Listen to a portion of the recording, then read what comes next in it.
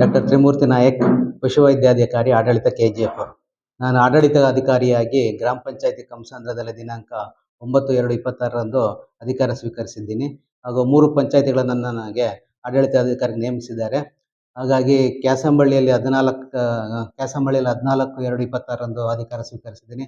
ಮತ್ತು ಜಕ್ಕಾರ್ಸ್ಕೊಪ್ಪ ಪಂಚಾಯಿತಿಯಲ್ಲಿ 10/2/26ರಂದು ನಾನು ಅಧಿಕಾರ ಸ್ವೀಕರಿಸಿದ್ದೀನಿ.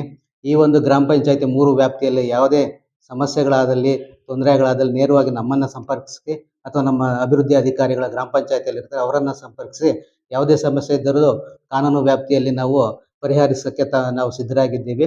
ಈ ಒಂದು 3 ಪಂಚಾಯತಿಯಲ್ಲಿ ಯಾವುದೇ ತೊಂದರೆ ಇದ್ದರೂ ತಾವು ನೇರವಾಗಿ ಸಂಪರ್ಕಿಸಿ ಅಥವಾ ನಮ್ಮ PDOಗಳಿರ್ತಾರೆ ಅವರನ್ನು ಸಂಪರ್ಕಿಸಿ ಅಂತ ಹೇಳ್ತಾ ಎಲ್ಲರಿಗೂ ನಮಸ್ಕಾರ ಮಾಡ್ತೀನಿ.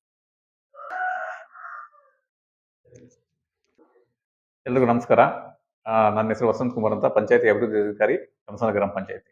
ಏನೀಗ 2021ರಿಂದ 26ನೇ ಸಾಲಿಗೆ ಈ ಗ್ರಾಮ ಪಂಚಾಯತಿ ಸದಸ್ಯರ ಅಧಿಕಾರಾವಧಿ ಮುಕ್ತಾಯವಾದ ಹಿನ್ನೆಲೆ ನಮಗೆ 9ನೇ ತಾರೀಕಿಂದ, ಈ ತಿಂಗಳ 9ನೇ ತಾರೀಕಿಂದ ಆಡಳಿತಾಧಿಕಾರಿಗಳಾಗಿ ತ್ರಿಮೂರ್ತಿ ನಾಯಕ್ ಸರ್ ನಮಗೆ ಗ್ರಾಮ ಪಂಚಾಯತಿಯಲ್ಲಿ ಅಧಿಕಾರ ಸ್ವೀಕರಿಸಿದ್ದಾರೆ.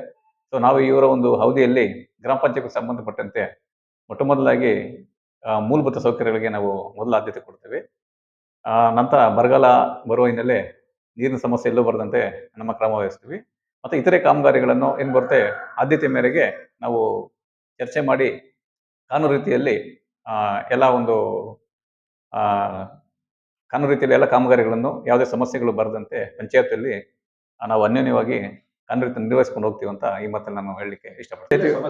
ಕಂಸಂದ್ರ ವ್ಯಾಪ್ತಿಯಲ್ಲಿ ಒಟ್ಟಾರೆ 12 ಹಳ್ಳಿಗಳು ಬರ್ತವೆ. ಸೊ ಆಲ್ಮೋಸ್ಟ್ ಆಲ್ ಎಲ್ಲ ಹಳ್ಳಿಗಳ ಹತ್ರ ಕೆರೆಗಳಲ್ಲಿ ಈ ಸಲ ಸ್ವಲ್ಪ ಉತ್ತಮ ಮಳೆಯಿಂದಾಗಿ ಎಲ್ಲ ಕಡೆ ನೀರಿದೆ.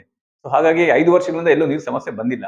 ಸೊ ಬಂದಲ್ಲಿ ನಾವು ತುರ್ತಾಗಿ ಟ್ಯಾಂಕರ್ ಹೊಡಿಸೋದು, ಇಲ್ಲಾಂದ್ರೆ ನಾವು ರೈತರ ಹತ್ರ ಕೊಳವೆ ಹೋಗಿ ನಾವು ಐಡೆಂಟಿಫೈ ಮಾಡ್ಕೊಂಡಿದ್ವಿ, ತಕ್ಷಣ ನಾವು ಕ್ರಮ ಕೈಗೊಳ್ತೀವಿ ಸರ್. ಮೇಲಧಿಕಾರಿ ಗಮನಕ್ಕೆ ತಂದು ಅದು ನಿಯಮಾನುಸಾರ ಕ್ರಮ ಕೈಗೊಂಡು ನೀರಿನ ಸಮಸ್ಯೆ ಬಾರದಂಗೆ ನಾವು ಪ್ರಿಯಾರಿಟಿ ವೈಸ್ ನಾವು ಅದನ್ನ ಕ್ರಮ ಕೈಗೊಳ್ತೀವಿ ಸರ್. ಅದಕ್ಕೆ ಯಾವ ನಿರ್ದೇಶನ ಸರ್ಕಾರದಿಂದ ಬರುತ್ತೋ ಸೊ ಅದ್ರ ಪ್ರಕಾರ ನಾವು ನರೇಗಾ ಒಂದು ಕಾಮಗಾರಿಗಳನ್ನ ಕೈಗೆತ್ತಿಕೊಂಡು ನಾವು ಕ್ರಮ ಕೈಗೊಳ್ತೀವಿ ಸರ್. ಇತ್ತೀಚೆಗೆ ಕೆಲವೊಂದು ಕಾಮಗಾರಿ ಕೆಲವು ವಿಳಂಬ ಆಗ್ತಿದೆ. ಸೊ ಹಾಗಾಗಿ ಅದು ಮೇಲಧಿಕಾರಿ ಆದೇಶದಂತೆ ನಿರ್ದೇಶನ ಪಡ್ಕೊಂಡು ನಾವು ನಿಯಮಾನುಸಾರ ಕ್ರಮ ಕೈಗೊಳ್ತೀವಿ ನಿಗಮದಿಂದ. ಸೊ ಹಾಗಾಗಿ ನಮ್ಮಲ್ಲಿ ಏನಿದೆ ಪ್ರೋಗ್ರಾಮ್ ಅಂತ ಆದ ತಕ್ಷಣ ನಾವು GPS ಮಾಡಿ ಸೆಂಡ್ ಮಾಡ್ತೀವಿ.